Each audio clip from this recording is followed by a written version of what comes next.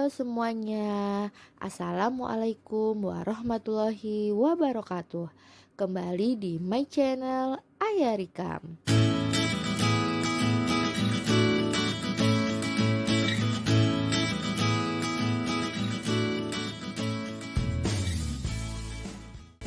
Terima kasih buat teman-teman yang udah mengklik video ini. Dan buat teman-teman yang baru datang, salam kenal ya.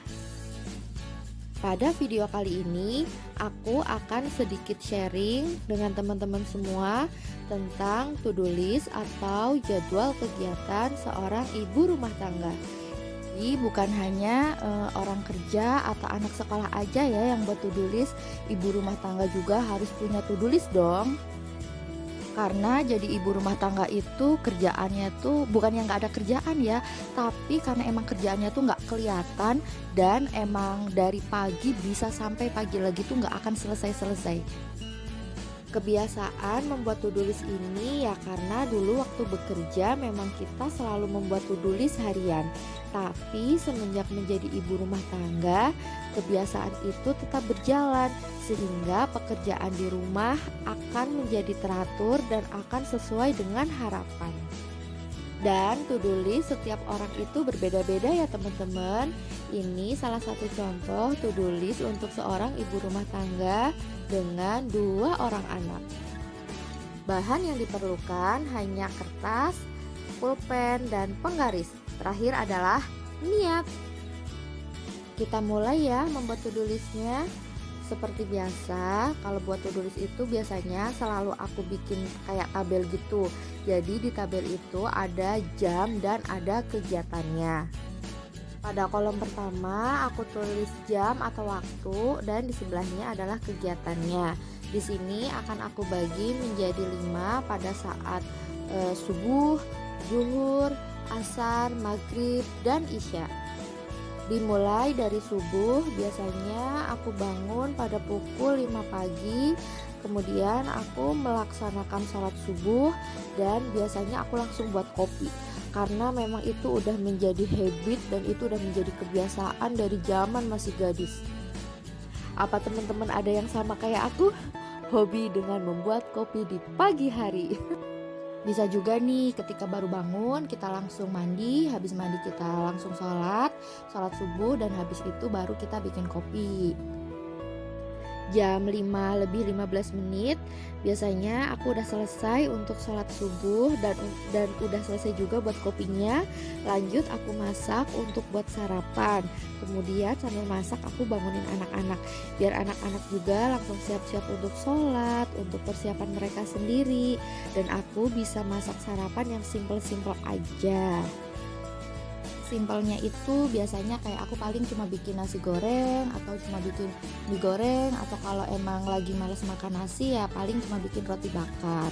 Itu aja lah pokoknya yang simpel-simpel aja untuk pagi hari. Jam 6 kita semua siap-siap pada mandinya bergantian. Kemudian jam 6.30 dilanjut dengan sarapan bareng sambil kita nonton TV. Biasa sih kalau pagi anak-anak suka nonton kartun. Bisa juga sambil disambi biasanya aku udah mulai ngerendam cucian. Ya paling nggak direndam-rendam dulu lah, kalau perkara nyucinya mah bisa nanti siang. Jam 7 biasanya suami udah mulai berangkat kerja. Kita tinggal bantuin siapin anak-anak untuk ke sekolah, ingetin ke mereka apa bekalnya udah dimasukin ke tas, atau udah bawa minum atau belum, atau buku-bukunya misal ada yang ketinggalan atau enggak, tugasnya ada yang ketinggalan atau enggak. Ya paling cuma sekedar ngingetin aja lah ke anak-anak. Nah, mulai dari jam 7.15 sampai jam 8.30 peran kita berubah menjadi tukang antar jemput anak sekolah.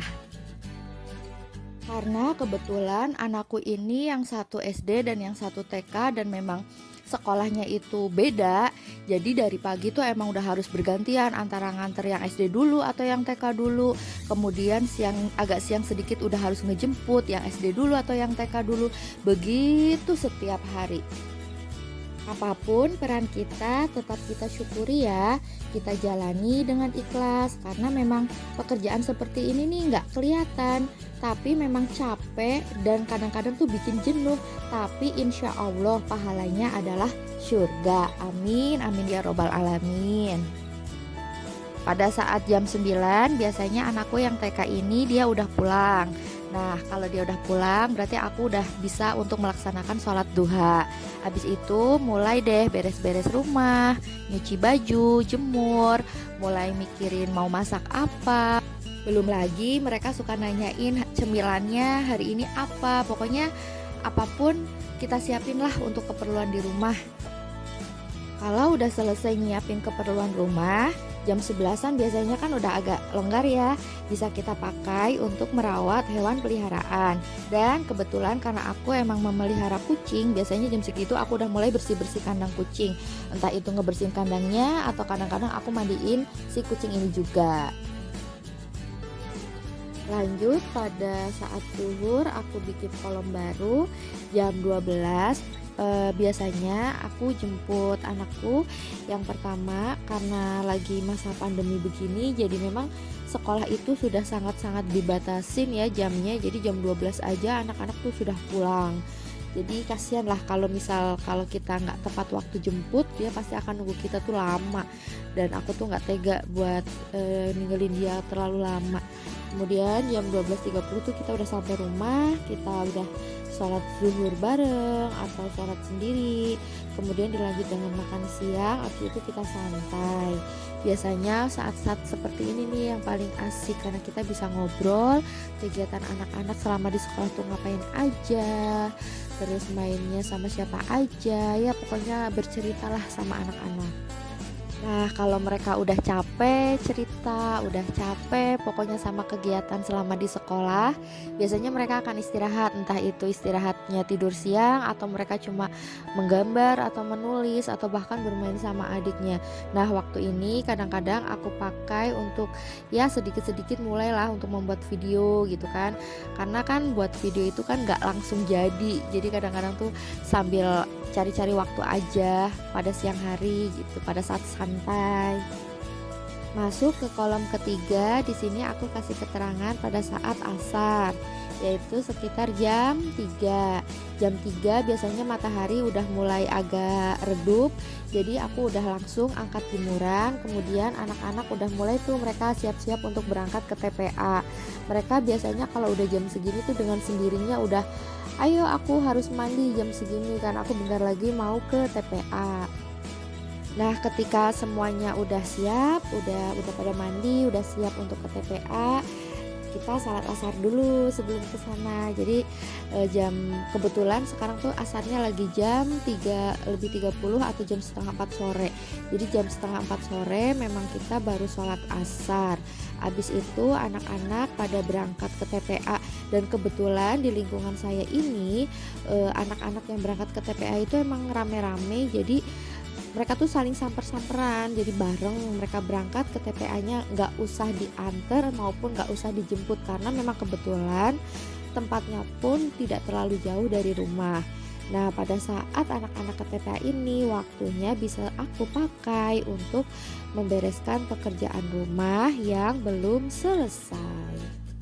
Nah, beres-beres rumah ini nih yang kadang-kadang tuh agak lama. Ya, beres-beres rumah tuh nggak kelihatan, tapi sebenarnya tuh emang banyak. Kayak setrika baju, siram tanaman, sapu halaman, sapu rumah. Ya maklum lah ya, kalau tanpa ART kan memang seperti itu. Nah, setelah selesai semuanya, baru deh kita mulai edit-edit video tadi, atau kita masih ngelanjutin buat video, atau kita cari-cari ide untuk buat video, atau mungkin kalau udah selesai bisa kita pakai untuk upload video. Pokoknya apa aja lah, yang penting kita senang, kita enjoy ngejalaninnya.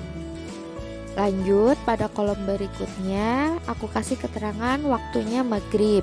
Biasanya maghrib itu pada jam 6 sore atau jam 6 malam. Biasanya kita melaksanakan sholat maghrib berjamaah sama anak-anak, karena memang jam segini itu kalau memang kita tinggal di kota, jam segitu kan belum pulang kerja ya, karena memang jalanannya yang macet. Jadi memang kita kalau maghrib itu masih bertiga, kita jamaah.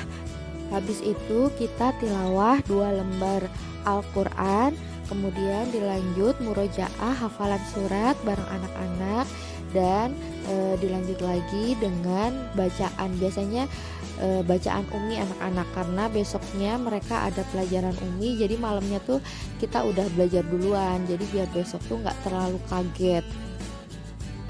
Next, di kolom terakhir aku kasih keterangan Isya.